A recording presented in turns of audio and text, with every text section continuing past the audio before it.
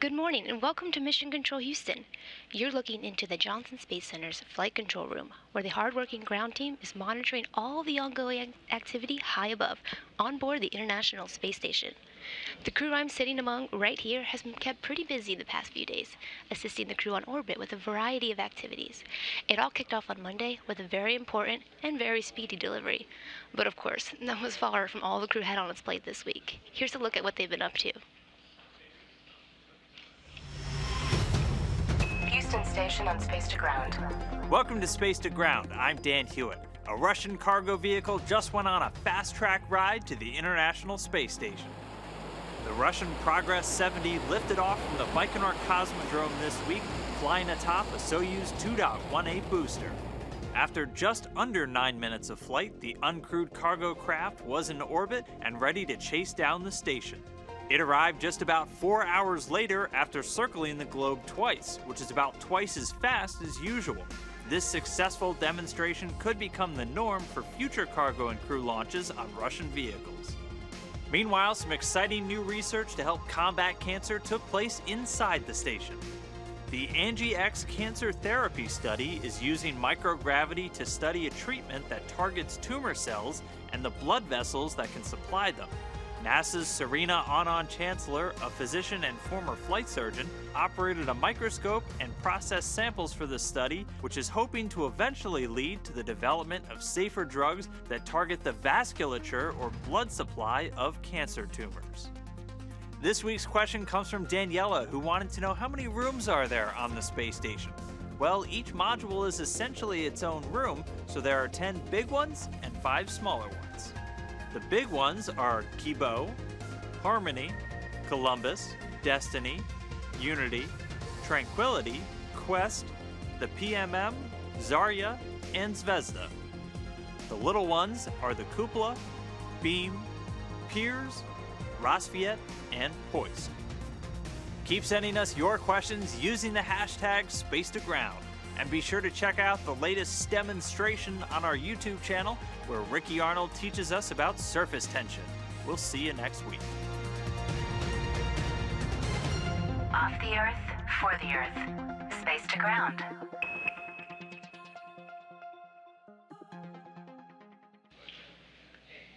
The crew will say goodbye to a different recently delivered cargo spacecraft when Cygnus departs the station this weekend.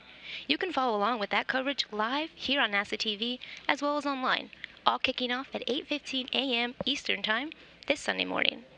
And as I mentioned earlier, it takes quite a team to ensure that those operations and all others run smoothly for the International Space Station.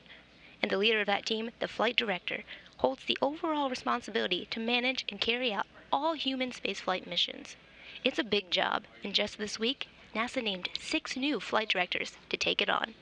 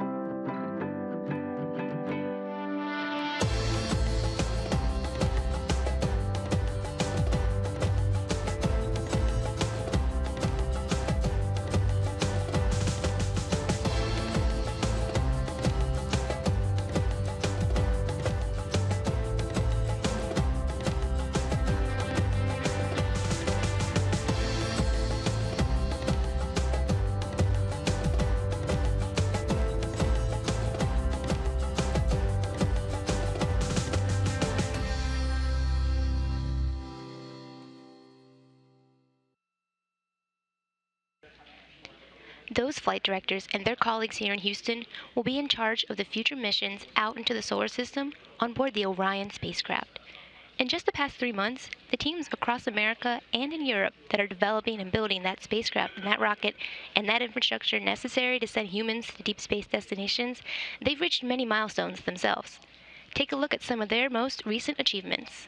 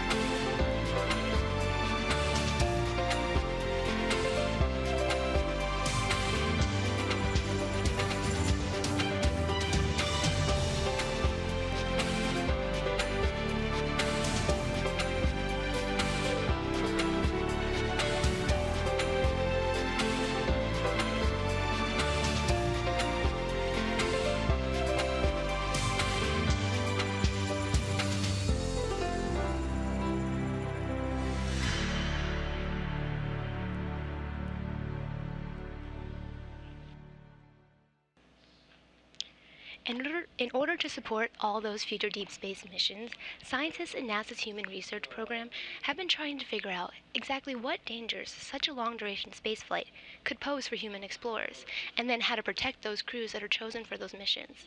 Some of that research is being done on orbit, but some of it is being done at NASA's Space Radiation Laboratory.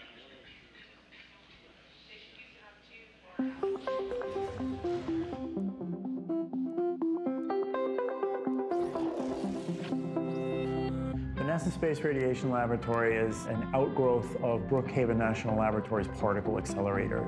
It utilizes the heavy charged particle radiation beam from various components already existing at Brookhaven Lab to then deliver specific doses, ions, and energies of radiation to the actual NASA Space Radiation Lab itself, with the goal to determine the potential risks to human beings from exposure to radiation during space travel. The bulk of the radiobiology data that we've collected from the NASA Space Radiation Research Laboratory has really helped us establish our space permissible exposure limits. NASA has a set of limits that helps protect the astronauts not only from the short-term effects of radiation, but also the long-term health effects. In order to establish what those limits should be, we have to understand how space radiation is different than terrestrial radiation. And the experiments at NSRL has helped us establish our permissible exposure limits in terms of protecting the crew from the risk of radiation carcinogenesis, and also setting non-cancer career limits to the brain for central nervous system effects, and also to the heart for cardiovascular disease. The primary difference with trying to compare what type of radiation dose an astronaut would get on a mission to Mars versus what a person could expect in their day-to-day life over time is that time factor. Now, a mission to Mars, depending on when you go and how the planets are aligned and such, you're still looking at approximately a 2 to 3 year mission. And while that seems like a long time, it's very different than the amount of time that, say, a non-astronaut, just a regular person that has nothing to do with space travel gets over, say, a 70, 80-year lifespan from, say, some radon gas in the home or from medical tests that are administered where you get a certain amount of dose from CT scans or PET scans and X-rays through the course of life. So you're delivering a certain amount of radiation dose in a more compressed period of time than you would to the person that has never been a space traveler and such. And that's one of the trickiest aspects to trying to determine radiation dose. The same amount of radiation dose delivered in a day is very different than that same dose delivered in 3 years, even though, well, it's the same dose. It's not that simple, and that has to be evaluated when you try to determine the potential risks of absorbing that kind of a dose.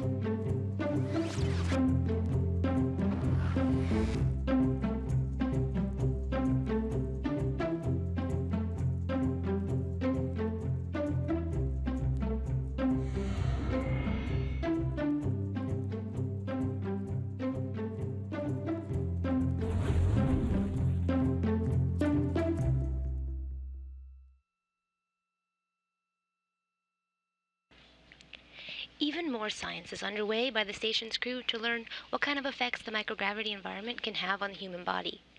Researchers now want to find out more specifically about the immune system.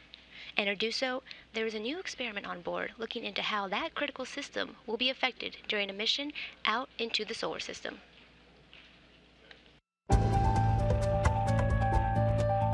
Your immune system in space. Presented by Science at NASA. Getting sick when you're far from home is a drag. You'd give anything to crawl into your own soft bed and sleep, but you're stuck in a cookie-cutter hotel room feeling like a sick fish out of water. Well, it could be worse. You could be an astronaut on the way to Mars, a really long way from mom's chicken soup. Future space travelers will need to stay healthy to perform well for their own safety and for mission success. So it's important to understand how extended space travel will affect them. The immune system works unnoticed to protect the body.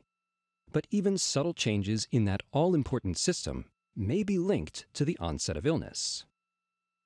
Factors like radiation, microgravity, stress, and altered sleep cycles could all affect astronaut immune systems. A new NASA study entitled Functional Immune will investigate the immune system changes that occur in International Space Station, or ISS, crew members. Understanding these immune system changes may help scientists pinpoint the onset of illness and suggest monitoring strategies or treatments that can boost the immune system and prevent full-blown infections and diseases here on Earth. Functional Immune builds upon the results of several previous NASA studies of the immune system, which, according to Johns Hopkins University scientist Dr. Mark Shellhammer, tell us there is no place during spaceflight where we see stabilization of the immune system. In 2014, NASA's Integrated Immune Study showed abnormalities can occur in immune cells in ISS crew members' blood during flight. Normally, the immune system attacks and eliminates virus-infected cells.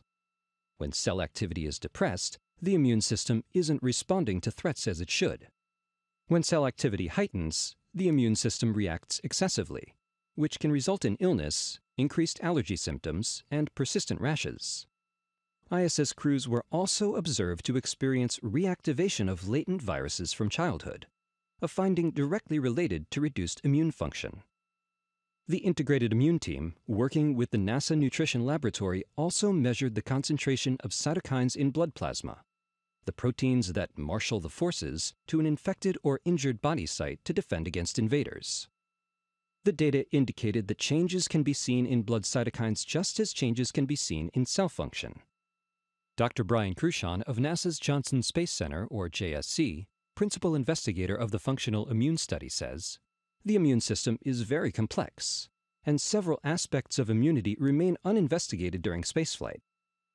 We now need to delve deeper into the immune system changes that happen in space, and also determine if immune changes during flight elevate clinical risks for astronauts in future deep space missions.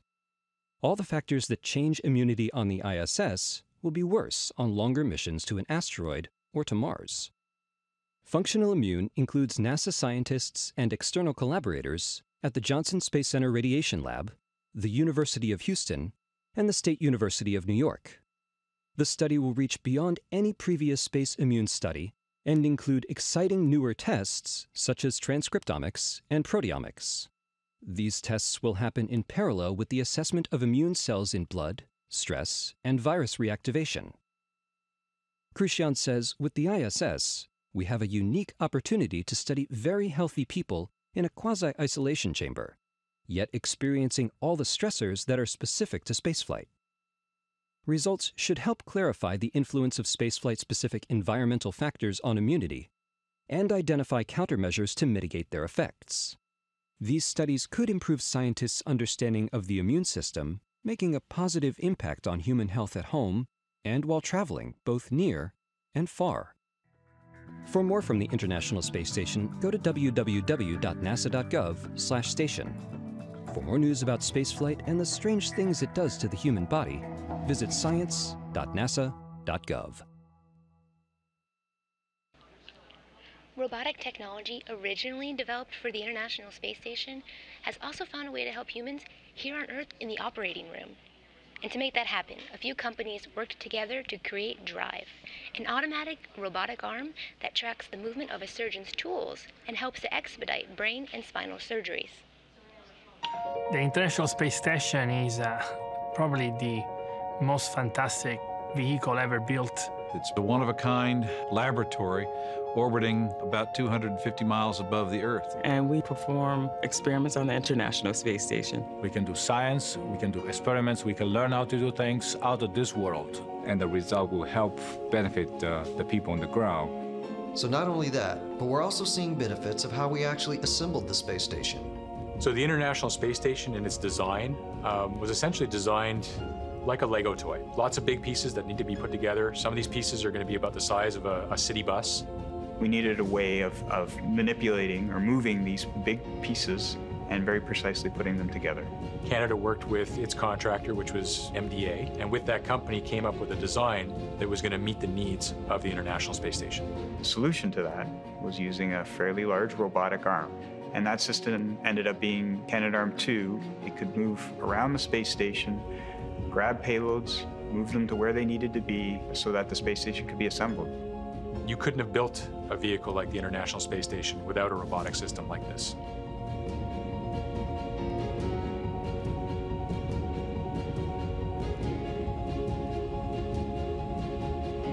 And that was when we started talking to Synaptive Medical. Knowing that MDA has done this before in space, we thought it would be very easy for them to bring that experience and that technology into the neurosurgical area and help us with our medical robotics. We worked with MDA to create Drive. Drive is a robot mounted onto a base that holds a surgical camera that can be automatically positioned to any surgical instrument that's tracked by our system. What this arm does, it follows you and it tracks you, so it speeds up efficiency. Ultimately, using the Drive system allows the surgeon to have shorter surgical times, which means shorter recovery times for the patient, and ultimately that's better for the hospital and the patient. But what the robot does for us is that it allows us to do it safer. You can do it better with less harm to the patient. The software that runs on the Drive system is directly derived from the software that runs the Canadarm2 on the International Space Station. Those robotics work with and alongside an astronaut to enhance what they do. So that connection is a very direct and real one. Right now, it's probably the most used system that we could say is derived from the things we did on Space Station, and we're pretty proud of that. And I've seen the arm before, we've seen it on the space station, but, I never put the two and two together that I'd have the same arm in the OR at some time now. I think everybody has this dream of how robotics are going to become more and more a part of everyday life. The things that we do with robotics on the space station is basically pushing those dreams forward. And we evolve the system, we gain the knowledge, we gain the experience, the expertise. So this is kind of the unexpected benefits that we get out of doing a program like the International Space Station.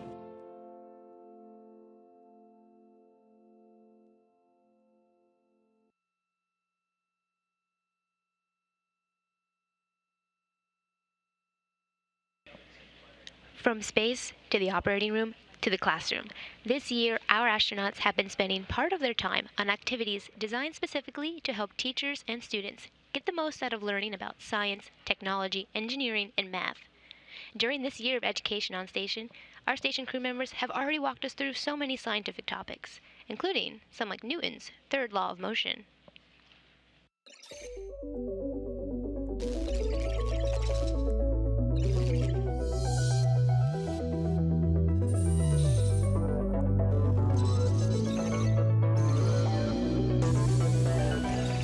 Welcome to the International Space Station. I'm NASA astronaut Mark Vandehei. Today, we're going to talk about Newton's third law. How do you think it will hold up in microgravity? For every action, there is an equal and opposite reaction.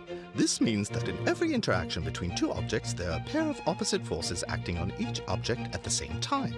A force pair. You can see that there are many examples on Earth.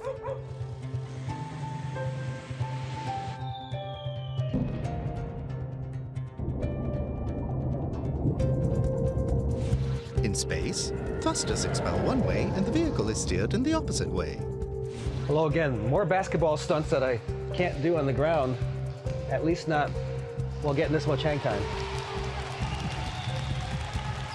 All right, back to serious business. We've got a basketball right here. It's going to be object 1.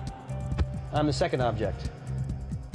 If object 2, myself, applies a force to object 1, then that same force will be applied, according to Newton's third law, by object 1 onto object 2. However, there's a big disparity in the mass. Object 1 is a very light mass object. Object 2, myself, is a larger mass object. So, I'm going to try to make myself about the same shape as this ball. See how that works for us. And I'm going to apply that force. You saw that force applied to the ball made it accelerate quite a bit. It really didn't accelerate me much at all. Newton's third law again, but this time we're going to use two similarly massed objects. Joe and I have about the same mass, so Joe, get into a ball. I'll do the same. I'm going to face you this way so that I don't throw you into something you can't see. Now I'm going to get into a ball behind Joe, and I'm going to apply a force to him.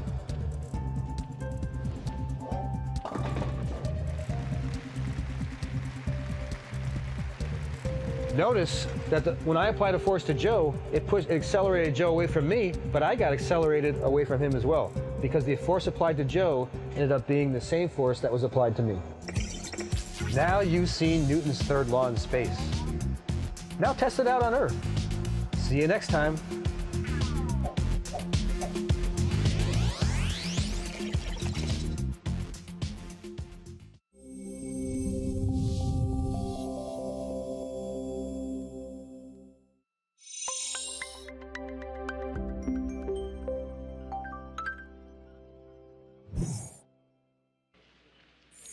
As you know, a former classroom teacher is on board the International Space Station as we speak. Having launched back in March of this year, astronaut Ricky Arnold is now in the second half of his first long-duration stay in space. And before he launched, he was sure his time on orbit would only add to the very interesting experiences he's already had in the classroom.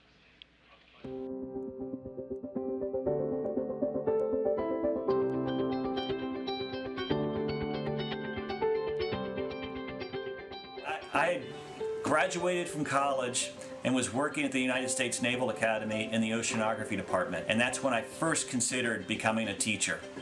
My first teaching job was at the John Hanson Middle School in Waldorf, Maryland, and even though I was a science teacher, I actually taught 2 classes of social studies to go along with four classes of science. I coached high school basketball in Maryland at the Thomas Stone High School, as well as in Casablanca, Morocco, and in Bucharest, Romania. I played a guitar in the rock and roll bands with fellow faculty members, administrators, and even some parents, both in Casablanca, Morocco, and in Bucharest, Romania.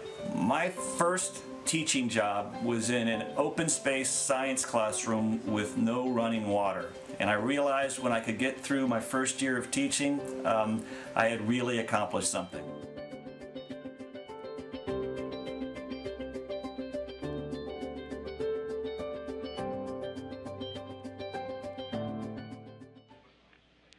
If you'd like to take another look at the stories we featured today, you can find them on YouTube and Facebook at those addresses right there in that little blue box on your NASA TV screen. While you're there, feel free to do a little exploration yourself and find a lot more on NASA and America's human spaceflight program. And if you're interested in learning more about space exploration by way of some good conversation, you can check out Houston, We Have a Podcast. On the podcast, you'll get to hear all sorts of NASA pros talking about their work and their personal experiences on the job. New episodes post on Fridays, so today, on July 13th, my colleague Gary Jordan is talking with astronaut Stan Love. He's going to tell us more about the real nuts and bolts reasons why putting people on the planet Mars is a hard thing to accomplish. To check that out, go to www.nasa.gov/Johnson/HWHAP. As in Houston, we have a podcast. You can also listen on iTunes, Google Play, and on SoundCloud.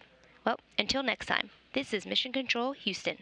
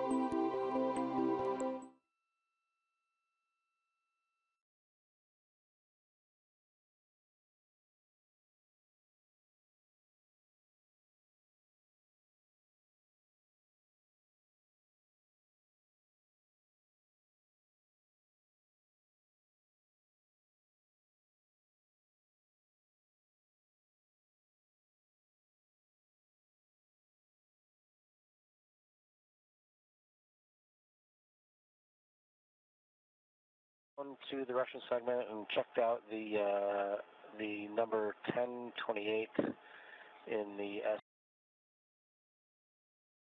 and it doesn't look any different than it normally looks. Everything looks nominal, except the only thing I would note is that at the base of the antenna, there's some of the rubber coating around the base of the antenna